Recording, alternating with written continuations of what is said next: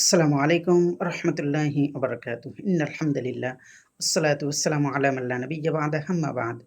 দেশে দেশের বাইরে থেকে যারা আমাকে দেখছেন সকলকে জানাই আন্তরিক শুভেচ্ছা ও অভিনন্দন। সম্মানিত দর্শক শ্রোতা, আরও গুরুত্বপূর্ণ একটি ভিডিও নিয়ে উপস্থিত হয়েছি। সেটি হলো, প্রিয় নবী সাল্লাল্লাহু আলাইহি ওয়াসাল্লাম হাদিসে পাকে ইরশাদ করেছেন, আদ-দুআ হুয়াল ইবাদা।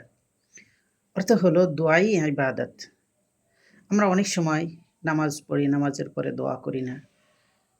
আমাদের কতগুলো চাওয়া থাকে, অনেক অনেক চাওয়া থাকে। সমস্ত চাওয়া আমরা চাইবো একমাত্র আমাদের রব মহান আল্লাহ তাআলার কাছেই। অর্থাৎ আমরা নামাজের পরে দোয়া করব, আমরা দুরূদ পাঠ করব, দুরূদের পরে আমরা দোয়া করব। এভাবে আমাদের সব সময় মহান রবের কাছে দোয়া করা।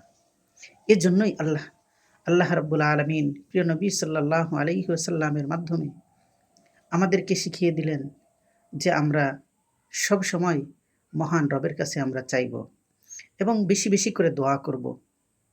প্রিয় নবী সাল্লাল্লাহু আলাইহি সাল্লামের জন্যই বলেছেন যে যখনই প্রয়োজন হবে বা সব সময় আল্লাহ তাআলার কাছে চাওয়া, যেন এটিই হচ্ছে একটি ইবাদত।